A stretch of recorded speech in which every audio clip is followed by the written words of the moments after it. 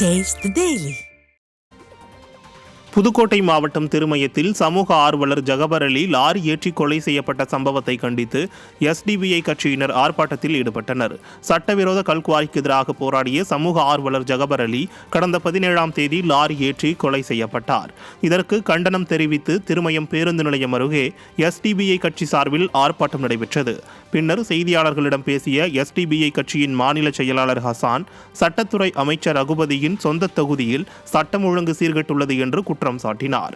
மேலும் ஜகபர் அலியின் குடும்பத்திற்கு 1 கோடி ரூபாய் நிவாரணம் மற்றும் குடும்பத்தில் ஒருவருக்கு அரசு வேலை வழங்க வேண்டும் என்றும் அவர் வலியுறுத்தினார். திருமயம் சட்டமன்ற தொகுதி என்பது தமிழகத்தினுடைய சட்டத்துறை அமைச்சராக இருக்கக்கூடிய ரகுபதி அவர்களுடைய தொகுதியாக இருந்து கொண்டிருக்கிறது.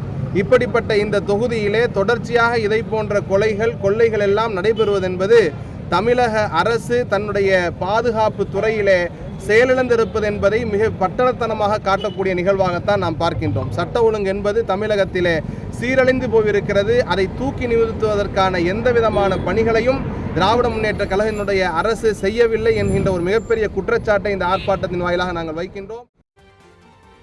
ஆந்திர மாநிலம் ஸ்ரீஹரிகோட்டாவில் உள்ள இந்திய விண்வெளி ஆய்வு மையமான இஸ்ரோவுக்கு ககன்யான் பயண கலன் வந்துள்ளது.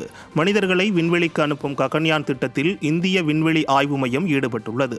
பூமியிலிருந்து 400 கிலோமீட்டர் உயர சுற்றுவட்ட பாதைக்கு மனிதர்களை அனுப்பி மீண்டும் பூமிக்கு திரும்புவது இதன் இலக்காகும். இதன் முன்னோட்டமாக முதலில் மனிதர்களே இல்லாமல் செயற்கைக்கோளை அனுப்பி சோதித்து பார்க்கவும் திட்டமிட்டு இதற்கான பணிகளை இஸ்ரோ நிறுவனம் தீவிரப்படுத்தியுள்ளது. இந்நிலையில் கர்நாடக மாநிலம் பெங்களூருவில் இஸ்ரோவின் திரவ உந்துவிசை முறை மையத்தில் வீரர்கள் தங்கும் ககன்யான் பயண கலன் தயாரிக்கப்பட்டு ஸ்ரீஹரிகோட்டா சதீஷ் தவான் விண்வெளி ஆய்வு மையத்துக்கு அனுப்பி வைக்கப்பட்டுள்ளது. இதைத் தொடர்ந்து மற்ற இயந்திரங்கள் மற்றும் சாதனங்களை இணைத்து விரைவில் ஆளில்லாமல் செயற்கைக்கோள் ககன்யான் பயணம் துவங்க உள்ளது.